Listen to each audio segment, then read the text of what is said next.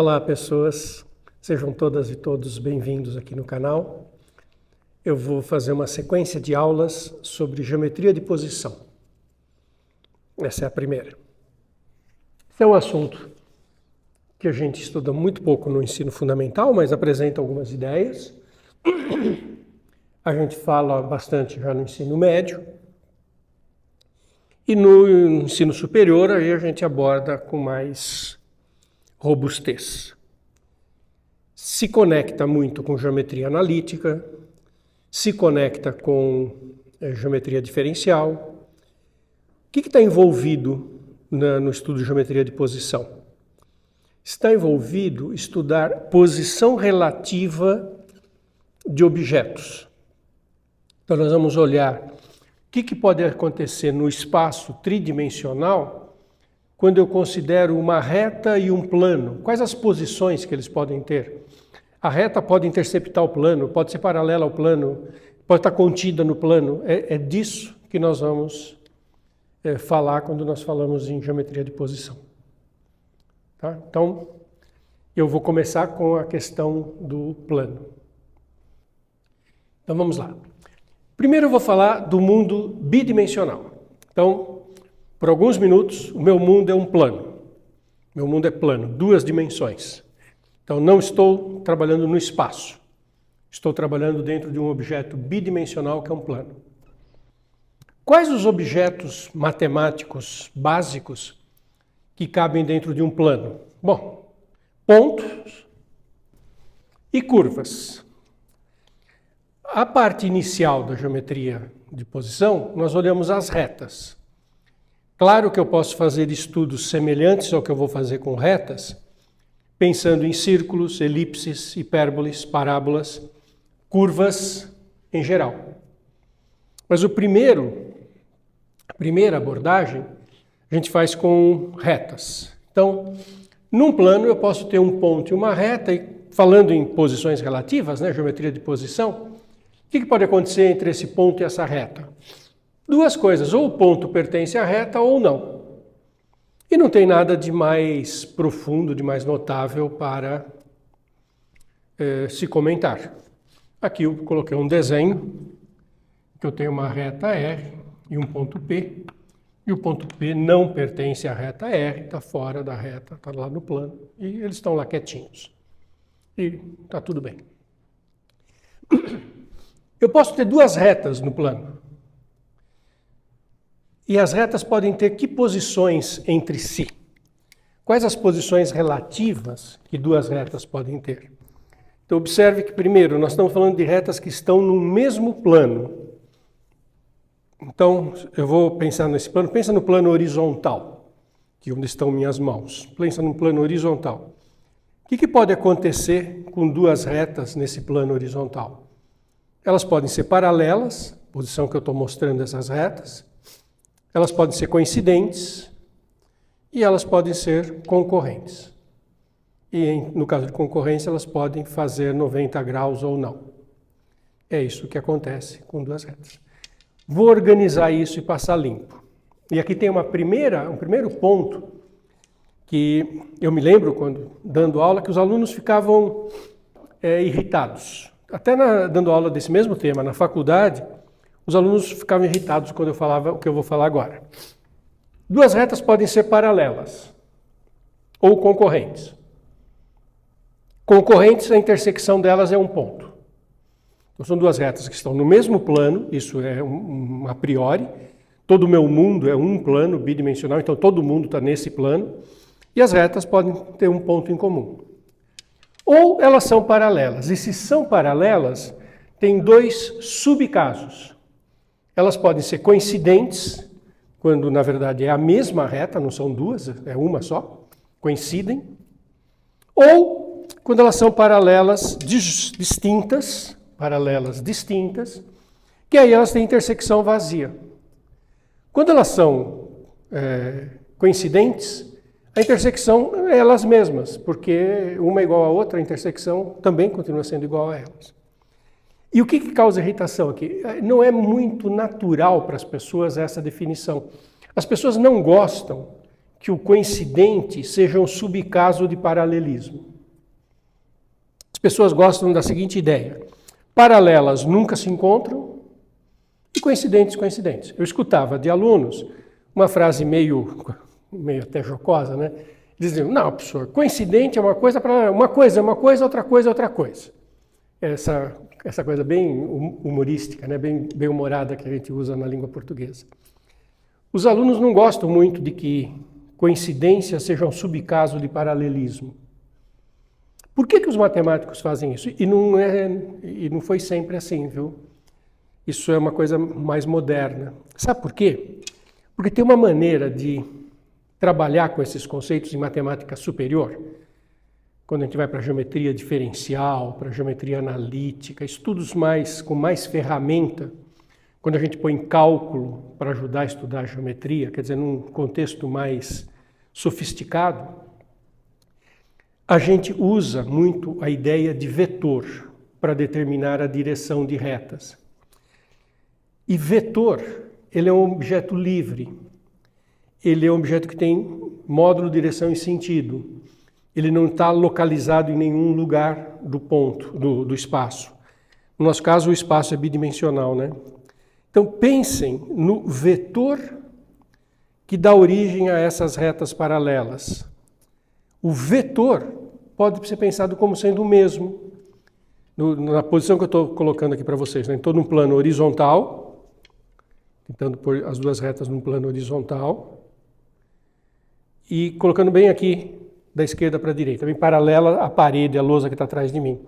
Então, os dois vetores que determinam, essa reta fica determinada por um ponto e um vetor. Essa aqui fica por um outro ponto, que caracteriza uma reta diferente, e um outro vetor. Mas o vetor é o mesmo. Então, essas duas retas paralelas têm o mesmo vetor indicando. Ou, pelo menos, os vetores que definem as retas têm a mesma direção.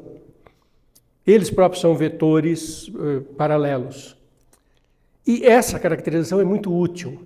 Essa caracterização, usando já conceitos mais avançados de matemática, ajuda muito. E se eu pensar desse jeito, as coincidentes também têm o mesmo vetor. Também têm vetor, são dadas por vetores que são de mesma direção.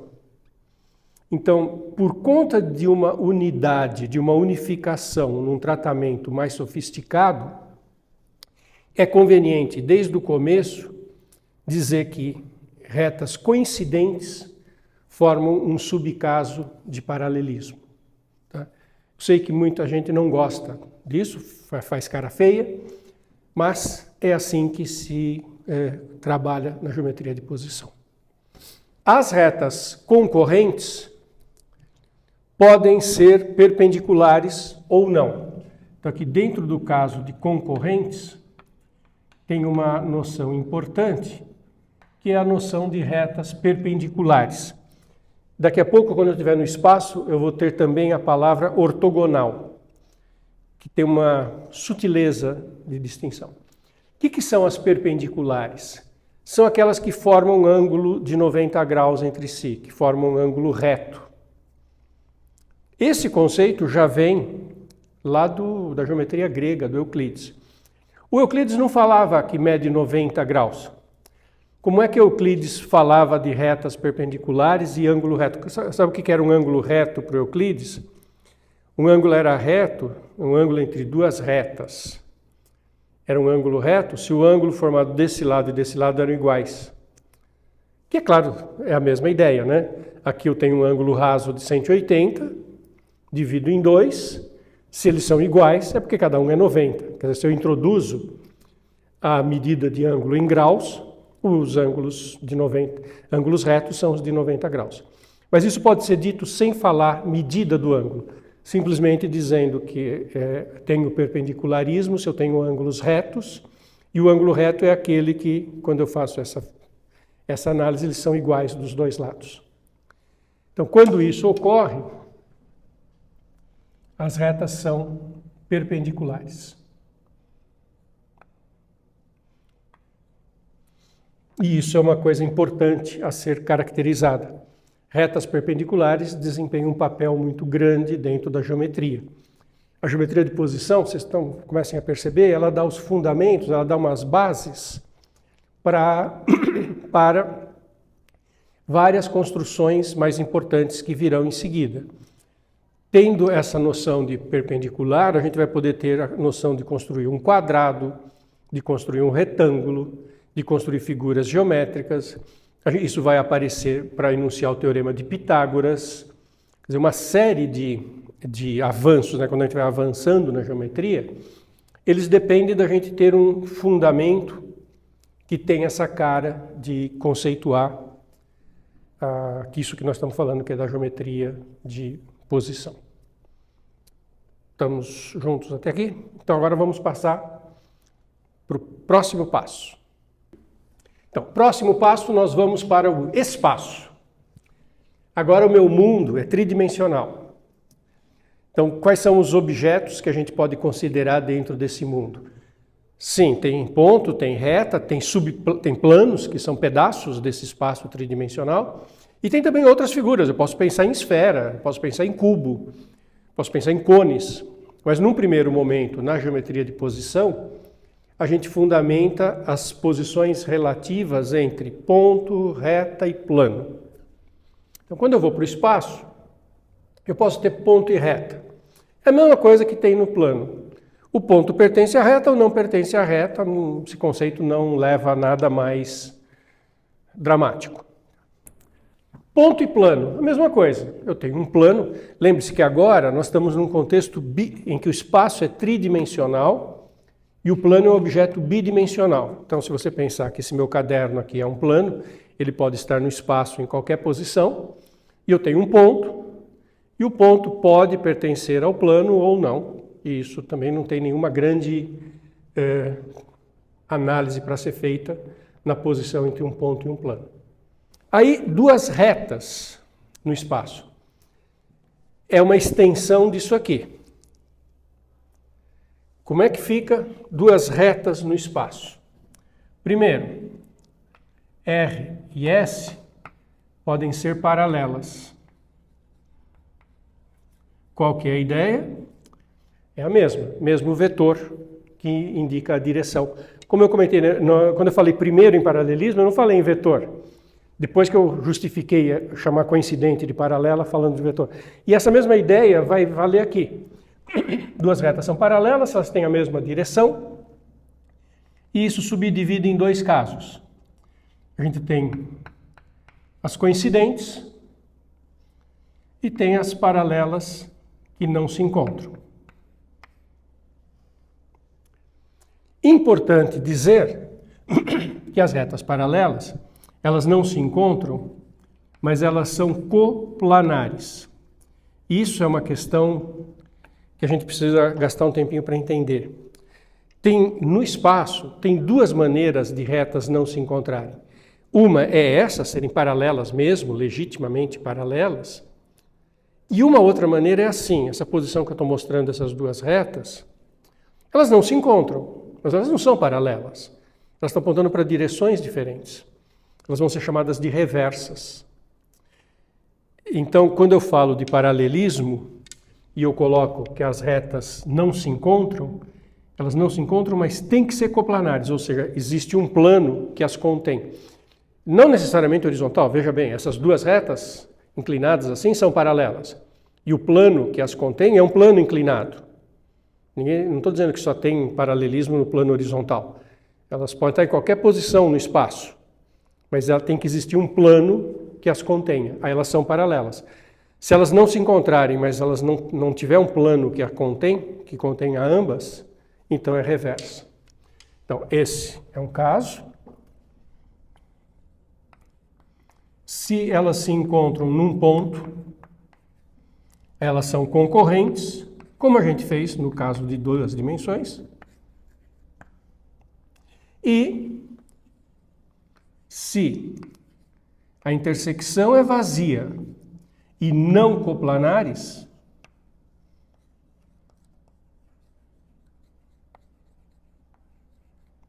que é essa posição, elas não se encontram, mas não tem nenhum plano que contenha ambas.